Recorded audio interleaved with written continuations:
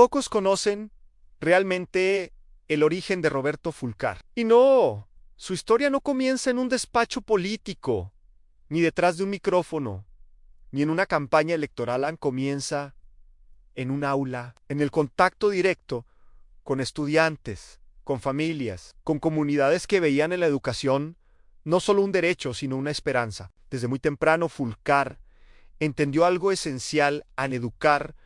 No es solo enseñar contenidos, es formar personas. Y esa convicción marcaría cada etapa de su vida. Antes de que su nombre apareciera en titulares, fue maestro, orientador, gestor educativo, alguien que caminó escuelas, escuchó a docentes, observó las carencias del sistema y sobre todo aprendió desde la realidad. No hablaba de educación desde la teoría, sino desde la práctica diaria. Durante años, su trabajo estuvo ligado al acompañamiento humano, a entender que detrás de cada estudiante hay una historia, que el aula refleja los problemas sociales, económicos y culturales del país, y que mejorar la educación implica mirar mucho más allá de los libros. Con el tiempo, su pensamiento fue madurando. La educación, para él, no era un tema aislado, era el eje central del desarrollo nacional. Sin educación de calidad, no hay progreso sostenible. Sin maestros valorados, no hay transformación real. Esa visión lo llevó a convertirse en un referente dentro del ámbito educativo dominicano. Participó en debates, propuestas, espacios de reflexión, siempre con una postura clara. El sistema educativo debía ser más humano, más inclusivo y más justo. Pero la vida pública nunca es sencilla. Cuando una persona con ideas claras entra en escenarios de poder, también entran las tensiones.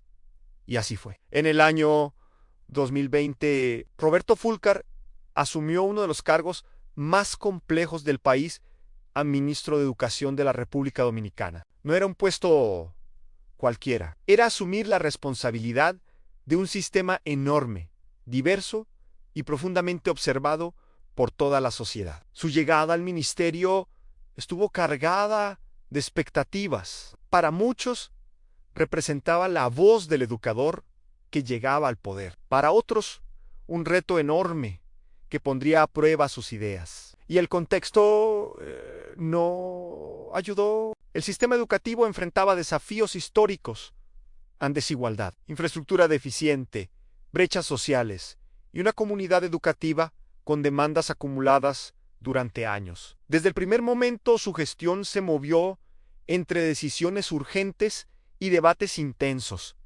Cada paso era observado, cada anuncio generaba reacciones, cada cambio despertaba apoyos y críticas. Pero algo se mantuvo constante en su discurso sobre la centralidad del estudiante y el rol del maestro. Para Fulcar, el docente no era un simple ejecutor de políticas, sino el corazón del sistema educativo. Y sin dignificar su labor, ningún cambio podía sostenerse en el tiempo. Durante su gestión, se habló mucho de reformas, de transformaciones, de nuevos enfoques. Algunas medidas fueron aplaudidas, otras cuestionadas, porque gobernar, especialmente en educación, implica tomar decisiones que nunca satisfacen a todos. La educación es un terreno sensible, toca a Weli, futuro. Toca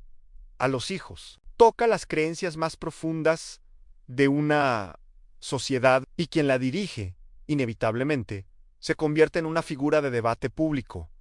Fulcar vivió eso de cerca con intensidad, con presión, con el peso de representar no solo una institución, sino una idea de país. Más allá de cargos y funciones, su figura quedó asociada a una conversación nacional sobre qué educación queremos. Una educación memorística o una educación crítica, una educación excluyente o una educación para todos, una educación que repite o una educación que transforma. Como toda trayectoria pública, la suya no estuvo exenta de controversias. Pero incluso en medio del desacuerdo, algo resulta innegable en su vida.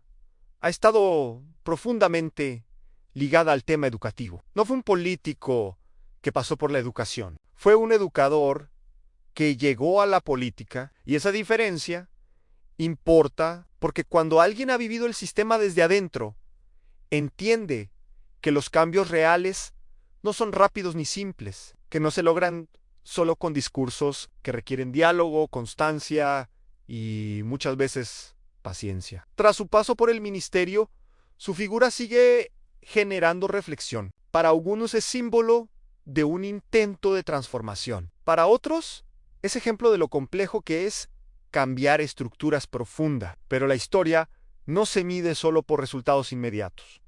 También se mide por las preguntas que deja abiertas. ¿Estamos educando para el futuro o para el pasado? ¿Valoramos realmente a nuestros maestros? ¿Entendemos la educación como un gasto o como una inversión? Roberto Fulcar, con aciertos y errores, puso esas preguntas sobre la mesa y obligó al país a mirarse en el espejo educativo, porque al final los cargos pasan, los títulos se olvidan, las polémicas se disipan, pero las ideas que se siembran en la educación, esas permanecen. Y en un país que busca crecer, la educación no es solo una política pública, es una decisión moral. Gracias por acompañarnos en este recorrido. Si te gustó este análisis, no olvides suscribirte y dejar tus comentarios. Nos vemos en el próximo video.